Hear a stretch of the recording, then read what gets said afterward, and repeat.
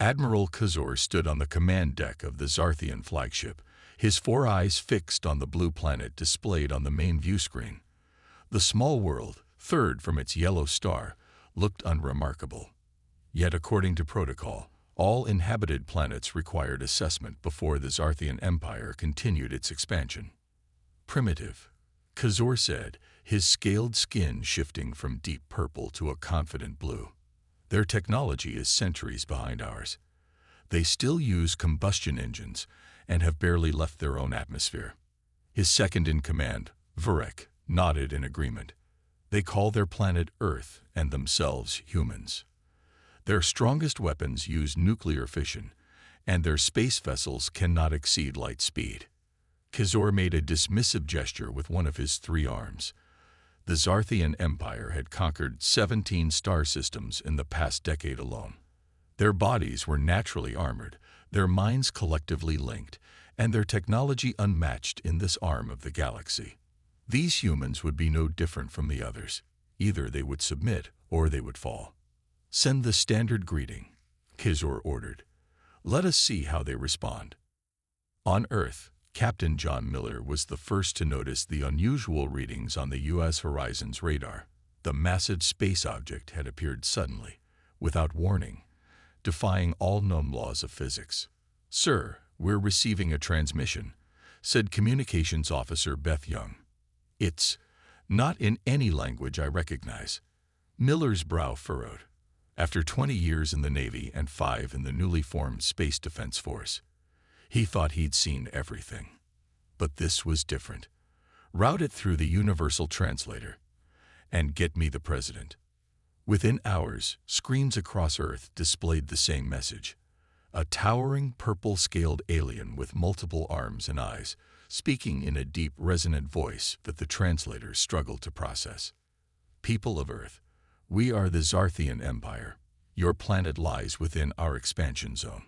You will submit to Zarthian rule and enjoy the benefits of our protection, or you will resist and face conquest. You have 48 Earth hours to decide." In Washington, D.C., the emergency meeting of world leaders grew heated. Some argued for immediate surrender, others for desperate resistance.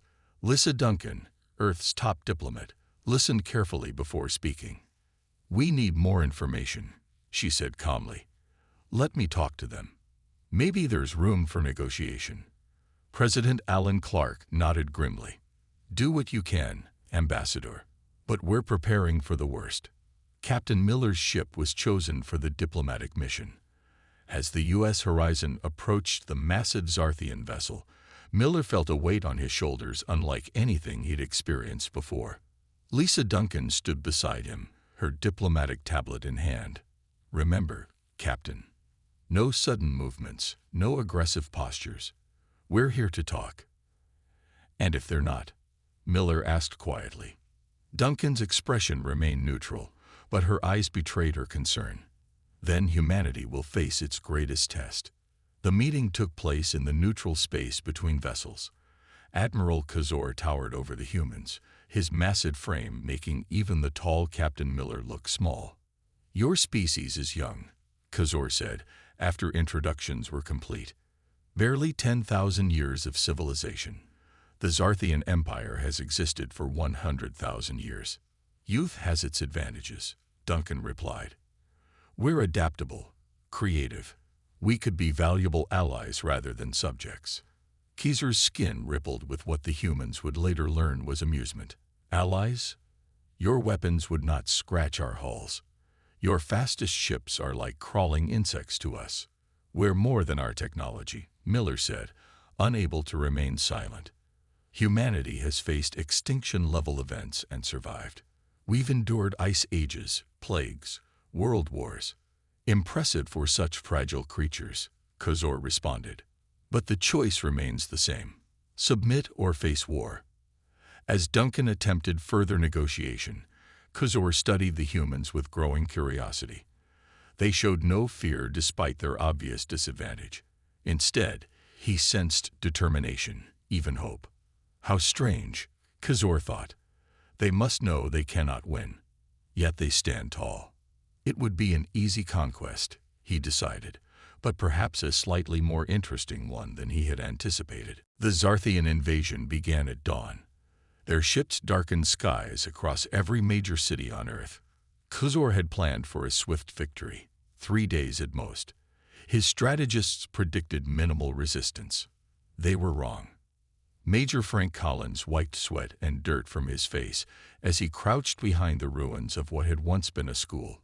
His squad of 20 soldiers had somehow survived the initial attack and managed to take down a Zarthian scout ship using nothing but conventional weapons and clever tactics. "How's our ammo?" Frank asked his second-in-command. "Almost gone, sir," replied Sergeant Olivia Mason. "But we salvaged some of their weapons. Rick figured out how to make them work." Private Rick Bennett, a skinny kid who fixed computers before the invasion, grinned despite the grim situation. "Their tech is advanced but not complicated. The firing mechanism responds to electrical impulses, so I rewired them." Frank nodded. What they lacked in technology, they'd made up for in adaptability. "Good work. We move in 10 minutes." Aboard the flagship, Khazor reviewed the battle reports with growing frustration.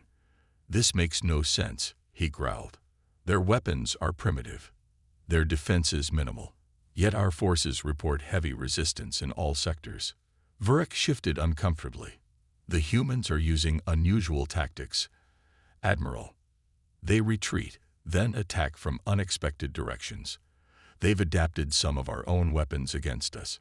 "Impossible." Khazor's skin flushed dark red with anger. "They're savages barely out of their Stone Age." "Nevertheless," Vurek continued, "they've destroyed 17 scout ships and damaged 2 cruisers. Our casualties are significant." In a research facility deep underground, Dr. Susan Wright hadn't slept in 3 days. Under the harsh fluorescent lights, she studied tissue samples taken from a fallen Zarthian soldier. "There," she muttered, pointing to her microscope. "Do you see it?" Her assistant, Paul Garcia, leaned forward. "Their cellular structure changes color when exposed to the compound." Susan nodded. "Their bodies are remarkably adaptive to most environmental factors, except this one. The high-frequency sound waves disrupt their neural pathways. It won't kill them, but it could temporarily disable their technology and communication." Paul looked hopeful for the first time in days. "So we have a weapon." "We have a chance," Susan corrected. Commander Ella Barnes had once been a high school history teacher. Now she led 300 civilians turned fighters in what the military called irregular warfare, but what she knew from history books as guerrilla tactics. "They expect us to fight conventionally," she told her group, "to defend strategic locations, to protect our cities. But we're not going to do that. We're going to hit them where they don't expect, when they don't expect it, and then disappear." Her fighters nodded. They were ordinary people, grocery clerks, nurses, construction workers, but they fought with extraordinary determination. That night, Ella's group disabled 5 Zarthian transport ships by targeting their landing gear with improvised explosives. They disappeared into the forest before the aliens could respond. Khazor's mood darkened as the first week of invasion stretched into the second. The humans showed no signs of surrendering. Instead, their resistance grew more organized, more effective. "This was supposed to be simple," he hissed at his war council. "We have conquered species with twice their technology and 3 times their physical strength." One of his commanders spoke hesitantly. "Admiral, we may have underestimated them." Khazor's eyes narrowed. "Explain." "They adapt quickly. They learn from each defeat, and they appear willing to sacrifice everything to protect their world. Our psychological profiles didn't predict this level of determination." Khazor turned back to the view screen, watching the battles unfold across the planet below. These humans, these fragile, short-lived creatures, fought as if they had nothing to lose. For the first time in his long military career, Khazor felt something unexpected: doubt. 1 month into the war, both sides felt the strain. The Zarthians had never planned for a long campaign. Their invasion fleet carried supplies for a quick victory, not a drawn-out conflict. Jack Peterson had been a construction worker before the aliens came. Now he spent his days in a hidden workshop, taking apart crash Zarthian technology and finding ways to use it. "Look at this," Jack said to the small group gathered around his workbench. He held up what looked like a modified rifle. "Their weapons use a power source we've never seen before, but the firing mechanism is simple. It responds to electrical impulses. I've rewired 50 of them to work with our triggers." General Howard Baker, once skeptical of the civilian engineer, nodded with approval. "Peterson, you've armed 3 platoons with your inventions. The Zarthians don't expect to face their own tech." Jack shrugged. "Humans have always been good at taking other people's ideas and making them better." Aboard the Zarthian flagship, Lieutenant Amy Robinson sat in a cell. The young pilot had been captured when her fighter plane was shot down 3 days earlier. Despite painful interrogations, she revealed nothing important. Kazor entered the cell, ducking his tall frame under the doorway. "You continue to resist," he stated, studying her with all 4 eyes, "despite knowing you will die." Amy looked up, her face bruised but her gaze steady. "All humans die eventually, Admiral. What matters is what we do before that happens." "Your species is puzzling," Kazor admitted. "You have no natural armor, no significant physical advantages. Your lives are brief, yet you fight as if victory is certain." Amy smiled slightly. "That's because we're fighting for something more important than victory." "What could be more important than victory?" Kazor asked, genuinely curious. "Freedom, family, future." Amy's voice grew stronger with each word. "Things worth dying for." Kazor left the cell more confused than when he entered. In what remained of New York City, Professor Daniel Green had turned the public library into a command center. Maps and charts covered tables where books once sat. The Zarthians evolved on a planet with minimal environmental changes, he explained to military leaders. Their society values conformity and hierarchy. But humans evolved in constantly changing conditions. We had to adapt or die. General Baker nodded. "That's why they can't understand our tactics. They expect us to act like them, to protect our leadership, to focus on technological centers." "Exactly," Daniel agreed. "But we're decentralized. Every human is capable of independent thought and action. It's not just our military fighting. It's farmers, teachers, children, everyone." Meanwhile, Kazor faced growing pressure from the Zarthian High Council. Their urgent transmission left no room for excuses. "This delay is unacceptable." The High Counselor's voice boomed through the communication system. 17 worlds fell before us in half the time. Why does one primitive planet resist?" "They are unusual," Kazor replied carefully. "Their tactics are unpredictable. They adapt quickly." "Excuses," the counselor hissed. "Perhaps we need new leadership for this conquest." After the transmission ended, Vurek approached cautiously. "Admiral, I've been studying their communications, their entertainment, their art." "Art?" Kazor asked, surprised. "What relevance does that have to warfare?" Vurek projected images onto the view screen. Paintings, sculptures, music notes. Their creativity extends beyond battle tactics. They imagine things that don't exist, then make them real. They call it innovation. I believe this is the source of their adaptability. Kazor studied the human creations. The Zarthian Empire had conquered through superior strength and technology, not creativity or adaptability. Their success came from consistency and overwhelming force, not thinking differently. For the first time, Kazor wondered if the Zarthians had encountered something they didn't understand how to defeat. Not because humans were stronger, but because they were fundamentally different. "Continue monitoring their communications," Kazor ordered. "I want to understand how they think." What had begun as a simple conquest was becoming something else entirely. A study in what it meant to be human. 2 months into the war, Commander William Porter gathered his small team in an abandoned subway tunnel. 6 men and women, chosen for their skills and courage, huddled around a makeshift table lit by battery-powered lamps. "This mission is volunteer only," William said, his voice low but firm. "Our goal is to infiltrate the Zarthian mothership and gather intelligence on their defenses. Dr. Wright believes her sonic disruptor will work, but we need to place it near their central command." Navy SEAL Kate Dixon checked her equipment. "So we sneak onto an alien spaceship, plant a device we're not sure will work, and try to get out alive." William nodded. "That's about it." Kate grinned. "Sounds like fun." Across the city, Dr. Susan Wright made final adjustments to her device.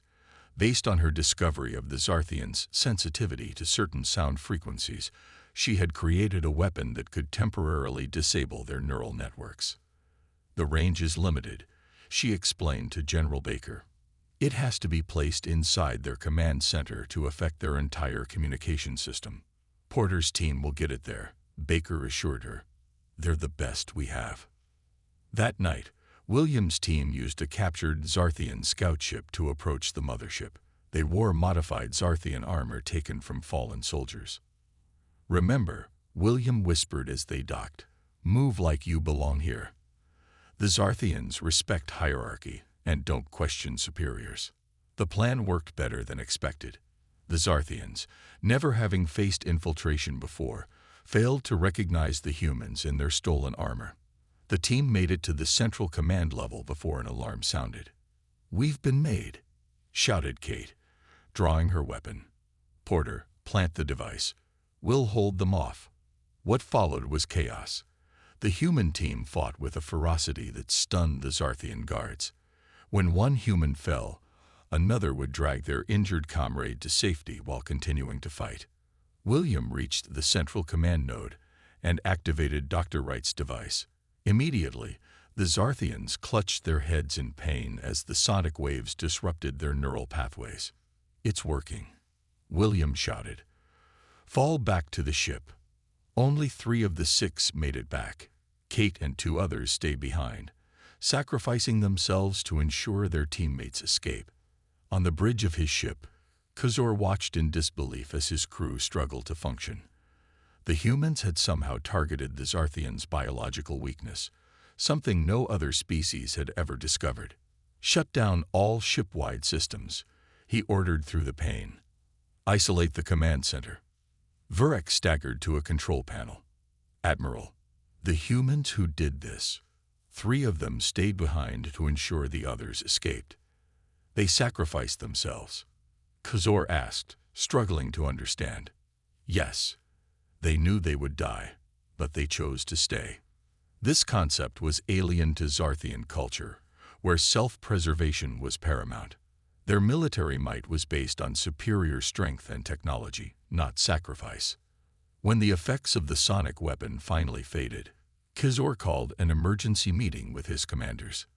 "We face an enemy unlike any we have encountered," he admitted. "They lack our physical strength, our technology, our unified mind. But they possess something else, something we don't understand." One commander spoke up angrily. "They are merely clever animals. We should destroy this planet from orbit and be done with it." "No," Khazor replied firmly. "We must understand them first. Their strength comes from somewhere. I want to know what it is." On Earth, nations that had been enemies for centuries now fought side by side. Old rivalries were forgotten in the face of extinction. Humans shared resources, knowledge, and hope. General Baker addressed the United Earth Defense Council. "Today we struck a blow against the Zarthians. But this war is far from over. They still have superior numbers and technology." A Chinese general nodded in agreement. "But we have something they do not have.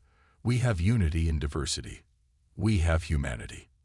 For the first time since the invasion began, Earth had hope. In his private chamber aboard the flagship, Admiral Khazor did something forbidden. He studied human history. The Zarthian Empire considered other species' histories irrelevant. Only Zarthian achievements mattered. But Khazor needed to understand these humans who refused to submit. Through captured data networks, he accessed Earth's historical records. What he found disturbed him deeply. These humans, he murmured to himself, have spent most of their history fighting each other. Images filled his screen, ancient warriors with swords, medieval armies clashing, modern soldiers in trenches, nuclear explosions over cities. Humans had nearly destroyed themselves multiple times, yet always survived and rebuilt. They have been preparing for us, Kozor realized, by fighting themselves for thousands of years. Meanwhile, aboard the Zarthian ship, a young Zarthian scientist named Tevel made an unexpected connection.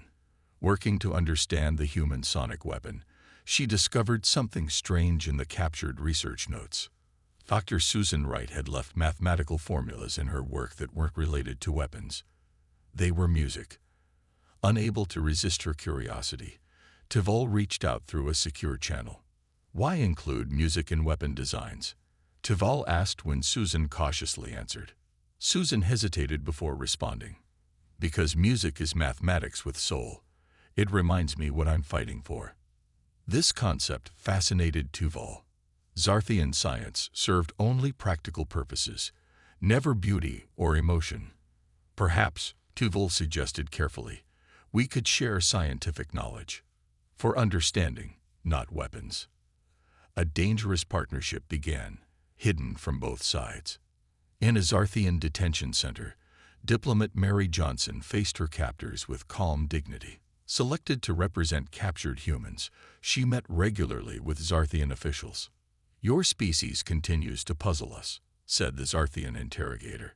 "You must see that eventual defeat is certain. We have more ships, more soldiers, more weapons." Mary smiled slightly. "And yet 3 months have passed, and here we still stand." "This defiance is illogical," the interrogator insisted.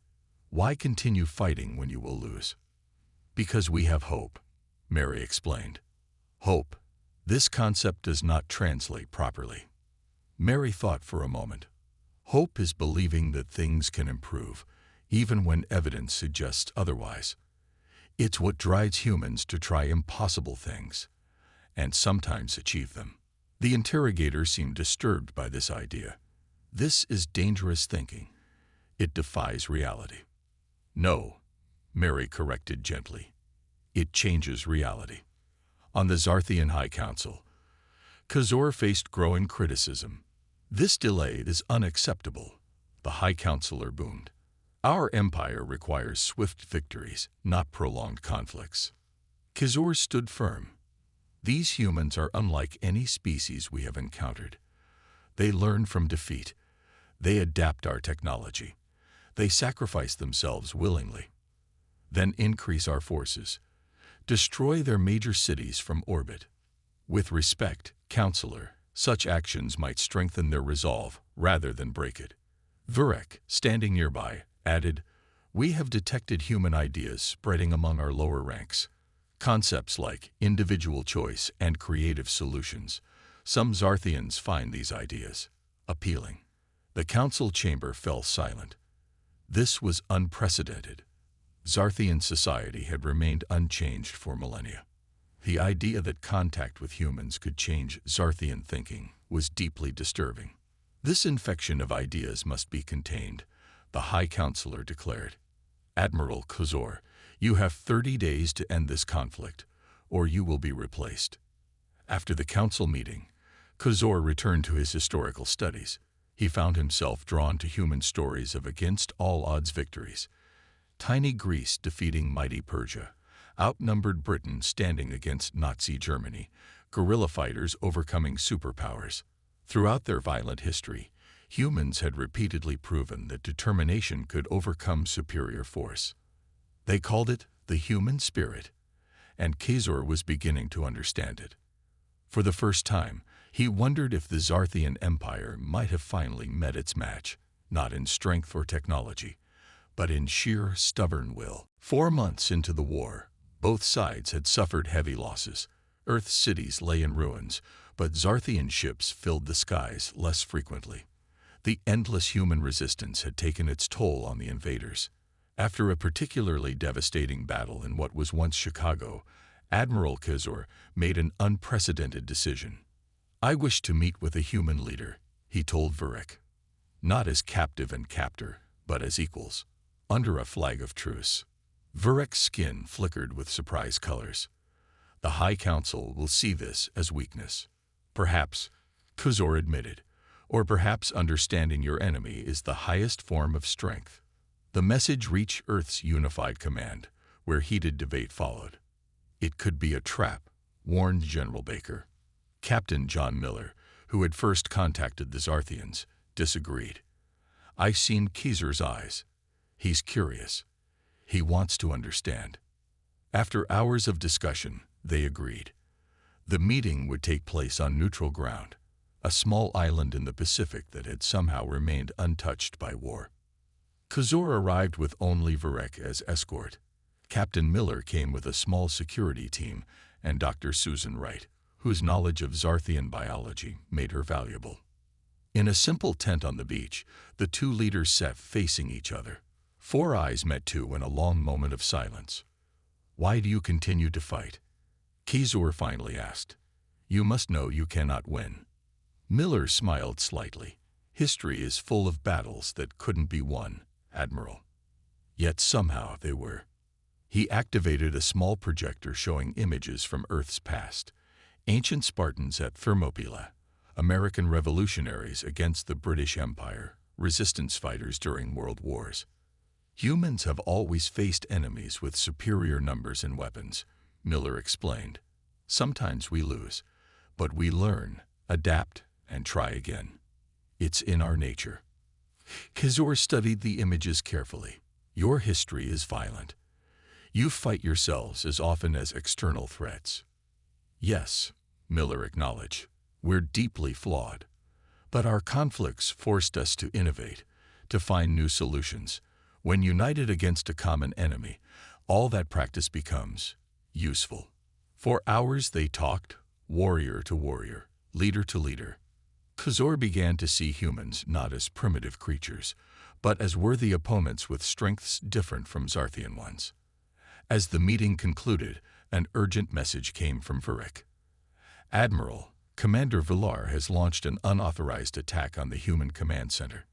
Khazor's skin darkened with rage. Villar was ordered to maintain defensive positions only. Miller rushed to his communication device. General Baker, report. The response came through static. Massive attack. Coordinated strikes on all command centers. Villar announced he's taking control of the Zarthian fleet. Miller looked at Khazor. Your subordinate is staging a coup. Villar always thought me too curious about humans. Khazor said grimly.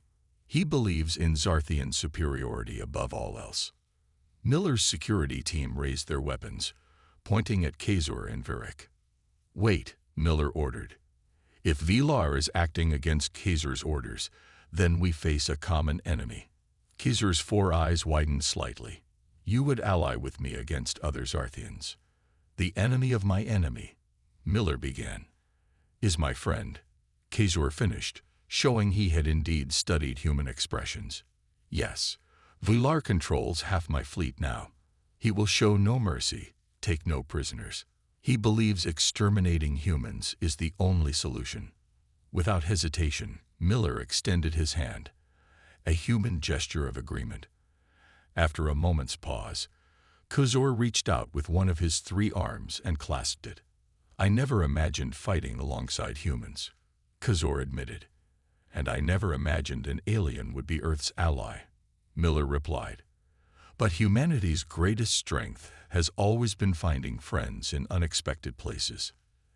As they hurried to their respective ships, Khazor finally understood what he'd been missing.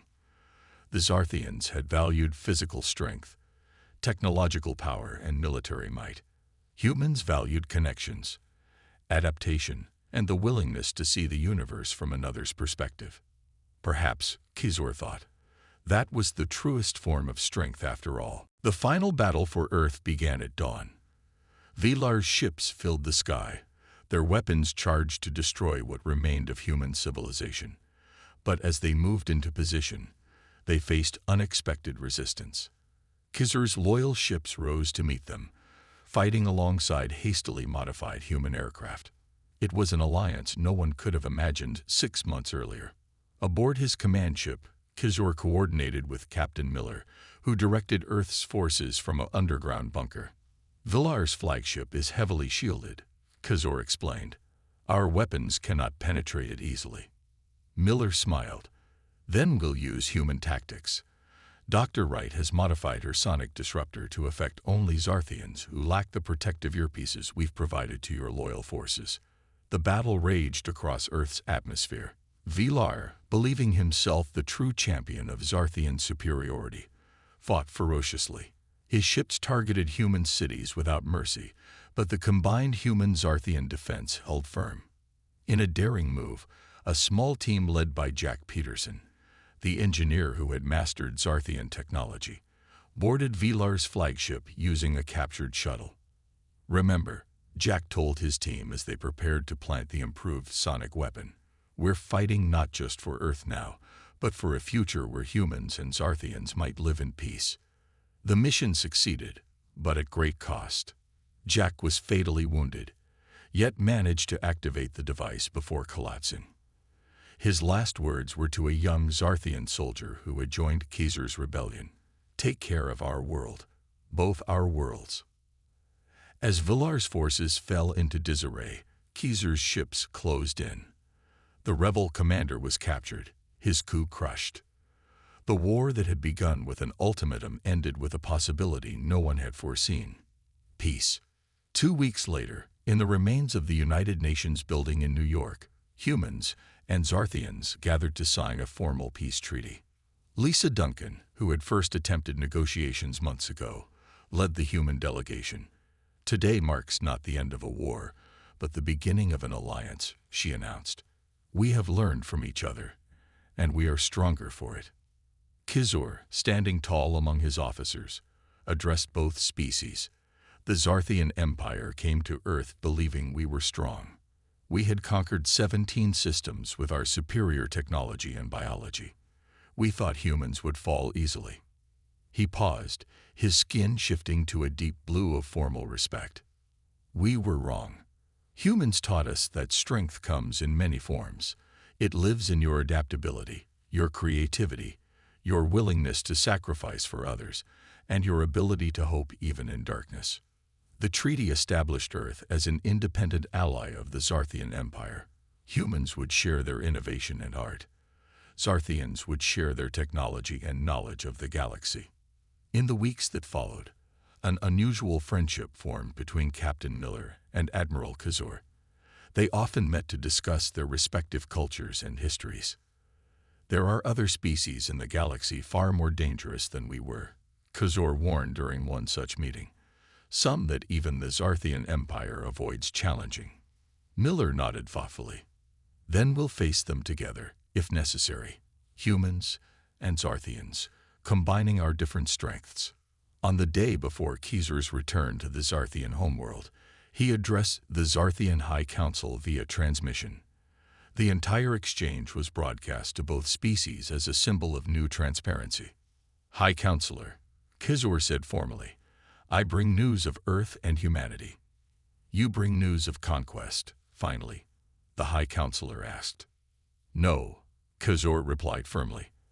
I bring news of alliance and understanding. The High Counselor's skin darkened with disapproval. Explain yourself, Admiral. Kizor stood straight, his voice clear and confident. We thought we were strong until we saw humanity. Now we understand what true strength is. It is not merely physical power or advanced technology. It is adaptability. It is unity in diversity. It is the ability to learn, to change, to see value in difference. He gestured to the humans standing proudly beside him. And thanks to humanity, the Zarthian Empire will now become truly strong.